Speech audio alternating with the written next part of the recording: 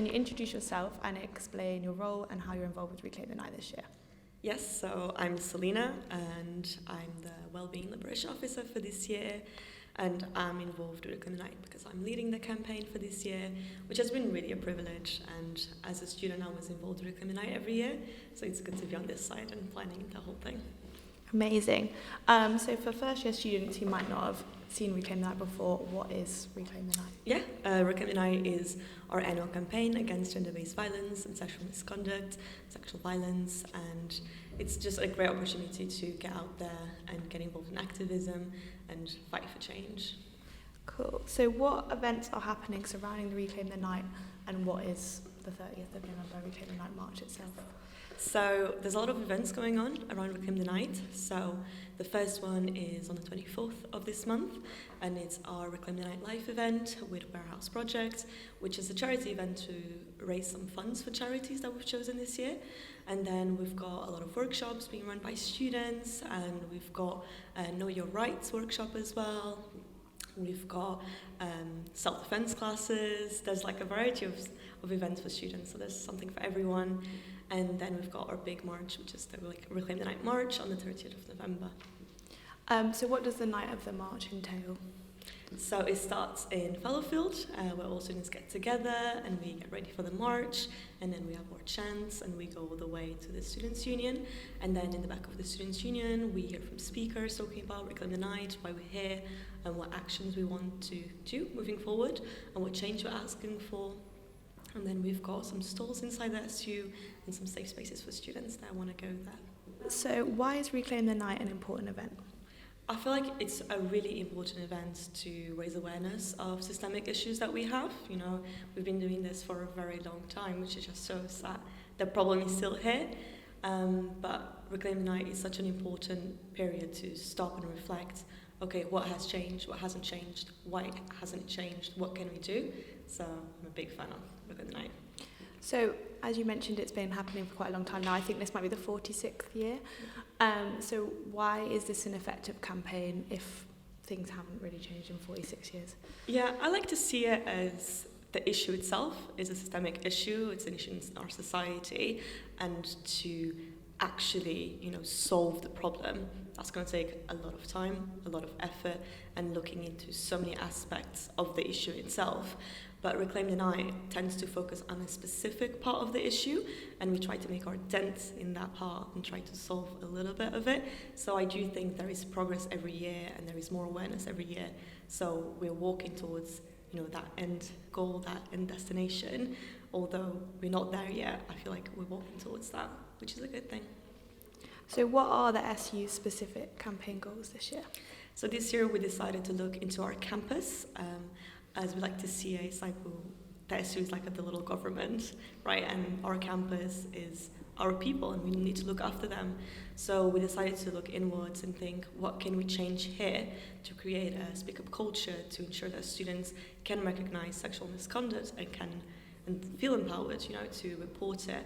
So we look a lot into the reporting services. How does it work? How can it be improved? Is it inclusive? Is it accessible? And we worked on that. Then we worked on the support services. We met with counselling. We met with advice and response, and we really tried to understand what level of support the survivors get, what happens to the respondent students, how is the disciplinary process, how does all of that work to ensure that, our systems are working properly, because it reflects in a lower scale, obviously, and with less intensive consequences, but the judicial system, right? So we wanted to make sure that it was fair, it was accessible, it was inclusive, and after the march we'll be looking into the prevent side of it. So we're going to be looking into how can we improve safe zone, how can we improve security, how can we improve the consent module, how can we improve the whole university approach to consent. Do you think the university's been receptive to your campaign goals so far? Yes, I was really surprised when I started in August, because Reclaim the Night was one of the first things I started working on, and the first team I met, I think, was advice and response. And I was really impressed by how receptive they were to student feedback, how eager they were to receive student feedback. We've always worked very collaboratively, and I've met with them pretty much every week, if not every other day, and we've worked very closely to change things and improve things, and to meet with students and get their feedback. It's a continual progress, you know, like you get more feedback, we improve the system, and it's been really good. I've been talking to a lot of different divisions in university about Reclaim the Night, and everyone has been very eager to get involved and change things and just improve. And I feel like we're just, you know, building these stronger relationships this year, which is just going to continue next year, and hopefully Reclaim the Night will become even bigger and a whole university approach. So specifically, how has the reporting system changed? Yes, so we've changed the web page, so it's more accessible in itself, and it's more directed as like support for students. So we've got like the categories of like all the things that you can report, and what really is that, because, you know, as a student, if something happens to you, you might not really know what category even is that. You know, I went through something horrible. The website is very friendly, very supportive, done by experts. So now in there you can get more knowledge of where does it fall, what happened to you, what support is available to you, what are your options. So students don't have to report to launch an investigation, they can report to get support, which is a really good thing. It's up to them whether they want to start an investigation or not, and they will always respect your wishes and they'll be there to support you, which I found like really, really good. And we also look into the reporting form itself, because I wanted to know, is it very like a arduous process or not, like is it accessible really? And I was really surprised to see how simple it was. It was really inclusive, and we tried to make it even more inclusive. For example, around evidence, when they would request to put any evidence, it was optional, but I thought, well, you should give examples of what evidence can be, because using that word can be quite intimidating. But for them, evidence could be even like a screenshot of a conversation you had with that person. So like pictures at a party, anything like that could be evidence for your case. And sometimes when you look at the word evidence, you might think, oh my God, what is this? I don't have anything, or I don't have anything that they will actually see as valuable. But actually, they're not there to question you, they believe in you, they just want to support you. So that's been really good. And on the support side, you're looking into sexual violence counselling specifically, especially with the waitlist for St Mary's. How do you plan to implement that at the university? Yes, so that has been something that has been back and forth in reviewing. So although I'm very passionate about, you know, women's safety, I'm not an expert in sexual violence counselling, or like what is the best procedure to support someone who has been going through that. So I had a lot of meetings with the counselling and their counsellors themselves, and advice and response and the caseworkers, to get a better understanding of this area. I met with charities to understand as well what support they give, what is this support. So it's been a learning curve to understand what is appropriate support, and the answer to that is that it depends on the person. It completely varies. And something that I thought we should have was a sexual violence counsellor at the uni, just to give that interim support between a student reporting and going to St Mary's to get more specialist support. But something that they explained to me was that, you know, that could be really triggering, having to explain what happened to you and opening up to someone only for you to change in a couple of weeks or a couple of months. So what they do is they kind of have that level of support in a way. So a lot of the people in the counselling team have a variety of expertise, and a lot of them have expertise in sexual violence, and they do have someone from St Mary's that used to work there and is now here. So that is, in a way, a sexual violence counsellor, right? So they're all trained on trauma. So I was really impressed with what they already have, and we ended up deciding this is probably not the best course of action to support students. We can focus this on a lot of other areas. So I would say we're not really getting one because we already have that. Okay. One of your other campaign goals was to increase the number of students using the Safe Zone app. The Manchester previously investigated the Safe Zone app and particularly found issues with the number of permissions required. Do you encourage students to download the app despite having to give away a lot of data? I think there's always pros and cons to everything, especially nowadays with, like, you know, social media. You're always giving lots of data when you go online, and there's always risks involved in that, and I completely understand, and it is up to the student whether they want to do that or not. But I would say that Safe Zone, the app in itself, has so many really good opportunities for you to get support and get help if you're in need, that I feel like balancing both things, I think it is worth it to have it on your phone. You don't have to use it if you don't want to, but you never know when that might be useful for you. And I've went to a few conferences with Safe Zone, and I've met with some of them, and I was just really impressed with how good it could be on the prevention side in a way. So not focusing on the perpetrators but the victims, but how quickly you can get support and how discreet that support can be. For example, if you're in a party and someone is harassing you and you just don't know what to do, or for some reason you can't talk to your friends, like you can contact security to Safe Zone and ask them, explain circumstances and say, can you be discreet, can you pretend to be doing some rounds, and they'll go there, pretend to do rounds, send everyone home and get you out of that situation without being uncomfortable to you. So that's just one of the examples. But like, for example, if you're walking home and you'll get there in 15 minutes, but you think you might be being followed right now, something that you can do is you can set an alarm in the app, and if by 15 minutes you're not home and haven't pressed the button to say I'm safe, they will send security to check on you. And I felt like this literally can save lives, and although it is complicated sometimes, like balancing the data that we want to give, I feel like it could really save lives and could really help our students.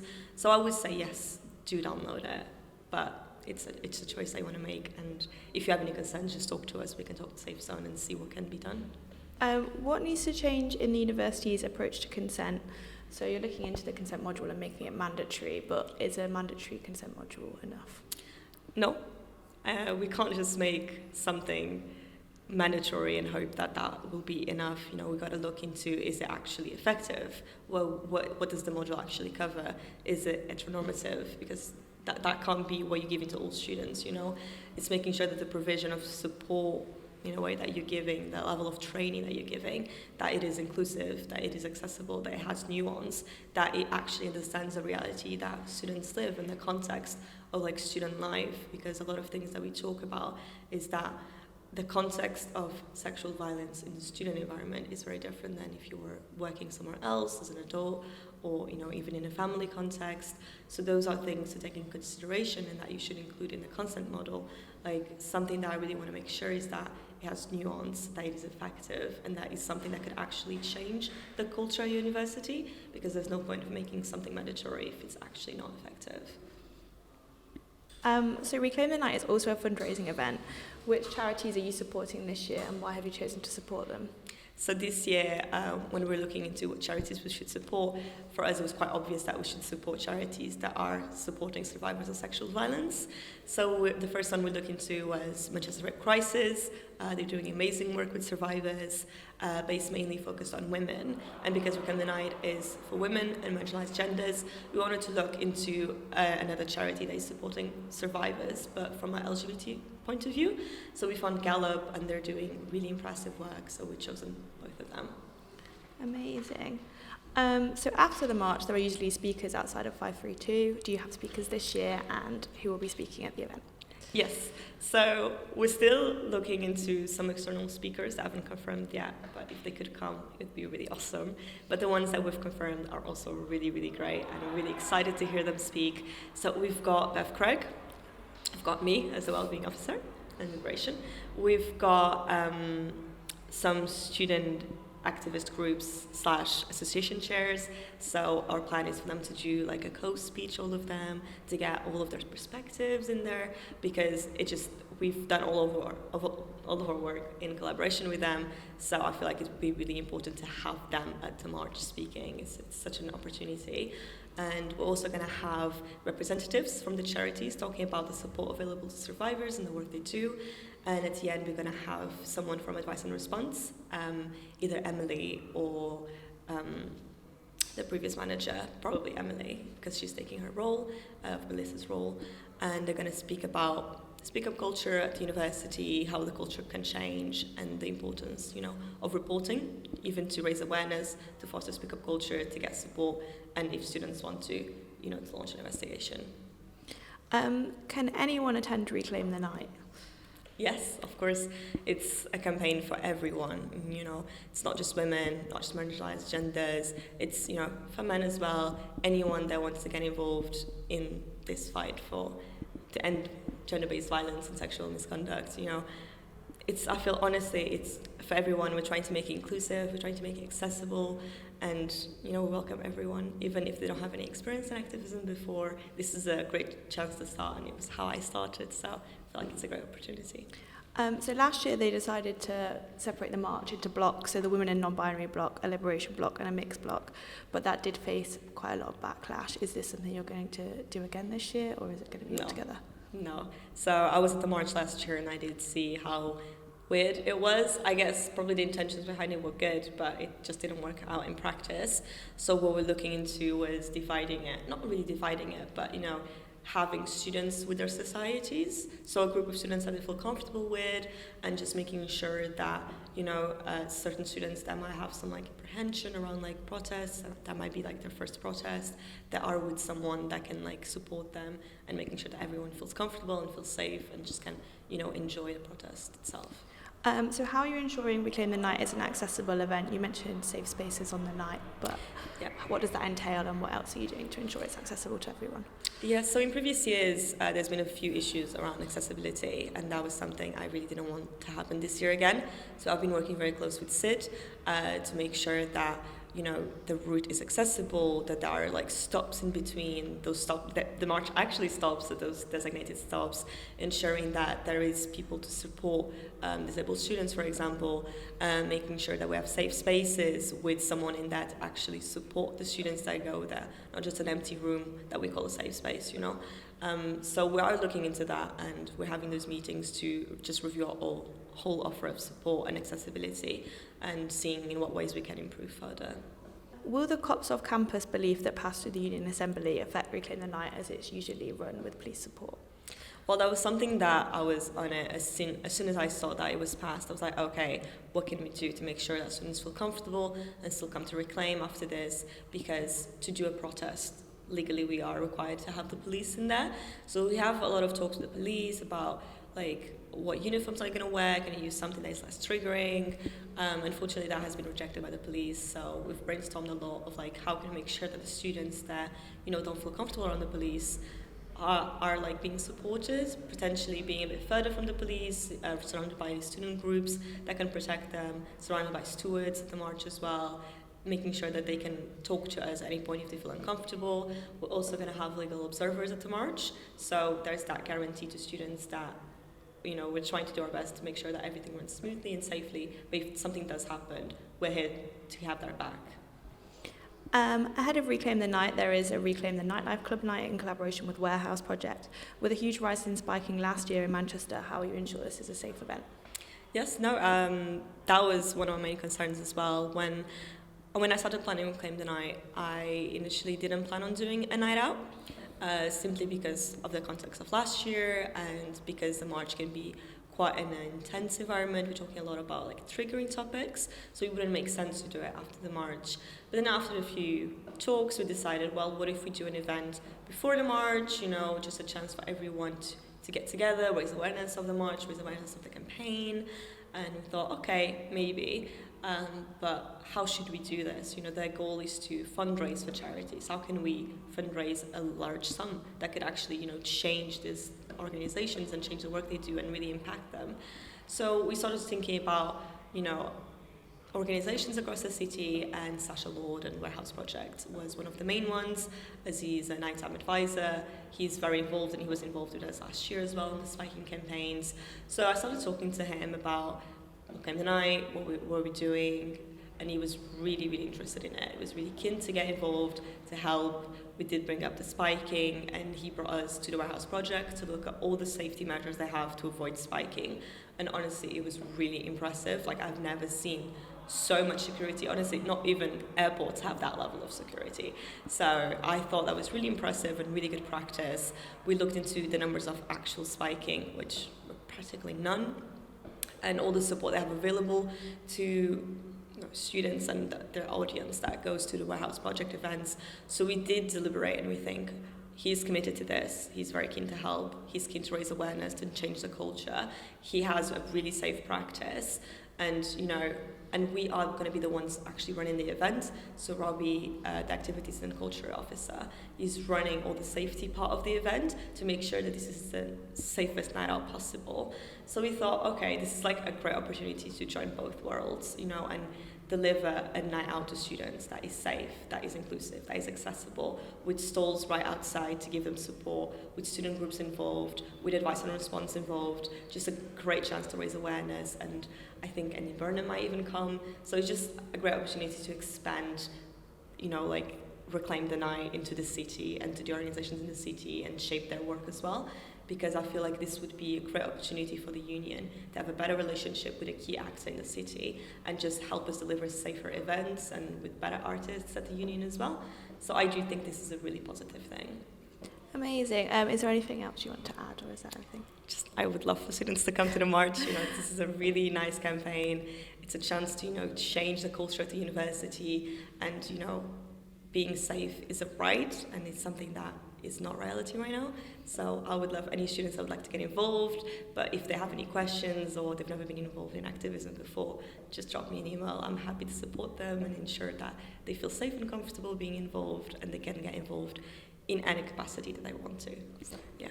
So what are the key dates, and how can they get tickets for Reclaim the Nightlife? Yes, so key dates, 24th of November.